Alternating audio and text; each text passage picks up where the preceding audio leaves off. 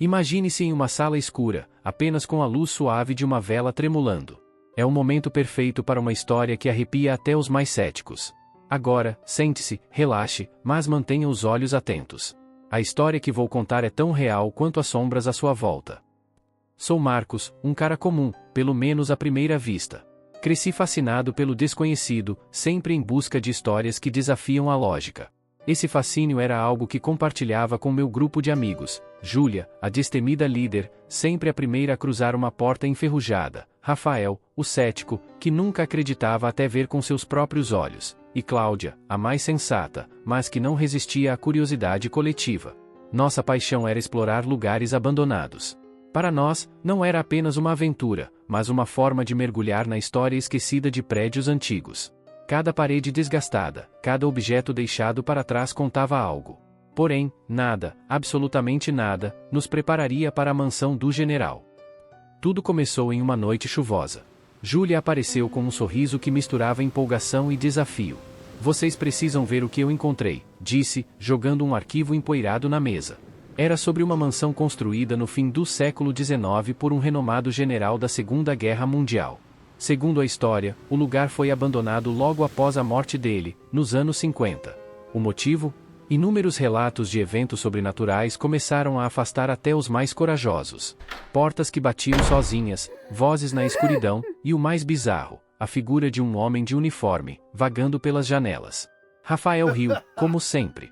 "Fantasmas? Sério? Deve ser algum mendigo que achou um lugar para dormir." Mas Cláudia parecia inquieta. "E se não for só uma história? Talvez devêssemos pensar duas vezes antes de ir." No entanto, para Júlia, era a aventura perfeita. Não demorou para que a curiosidade vencesse qualquer hesitação. Chegamos à mansão ao entardecer. Ela era imponente, quase sufocante, com suas janelas quebradas e paredes cobertas de era. A estrada que levava até a entrada era cercada por grama alta, e o vento fazia tudo sussurrar ao nosso redor. O grande portão de ferro rangeu como se protestasse contra a nossa presença. Assim que cruzamos a entrada, sentimos o peso do lugar. O ar parecia mais denso, como se algo invisível estivesse nos observando. Por dentro, a mansão era um labirinto de salas, corredores intermináveis e escadas rangentes. A decoração, embora envelhecida, ainda mostrava o luxo de outrora. Quadros de batalhas pendurados nas paredes, candelabros enferrujados e móveis cobertos por lençóis desbotados davam ao lugar uma aura de mistério.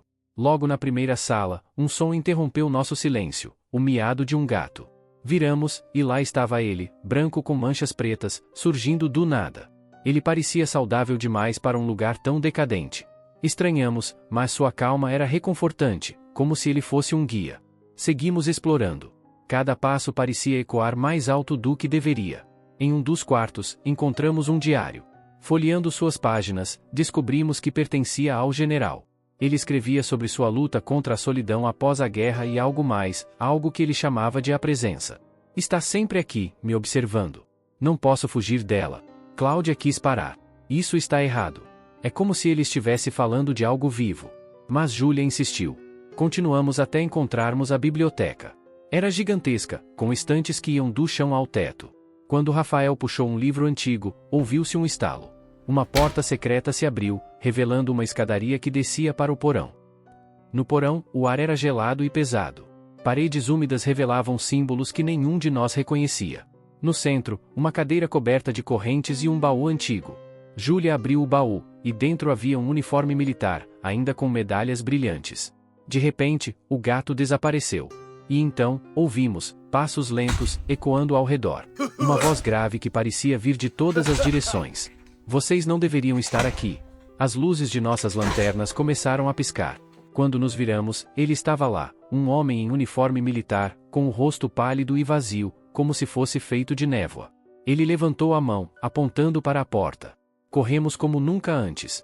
O gato reapareceu no caminho, guiando-nos até a saída. Quando cruzamos o portão, tudo ficou em silêncio. Mais tarde, soubemos que o general morreu exatamente naquela cadeira, no porão. Dizem que estava tentando exorcizar algo que o assombrava. Desde então, ele e a presença nunca deixaram a mansão. E nós? Nunca mais voltamos, mas a imagem dele, parado no porão, ainda nos persegue. Então, se um dia você decidir explorar lugares abandonados, lembre-se, alguns lugares guardam mais do que histórias.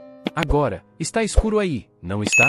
Cuidado, você nunca sabe quem ou o que pode estar observando.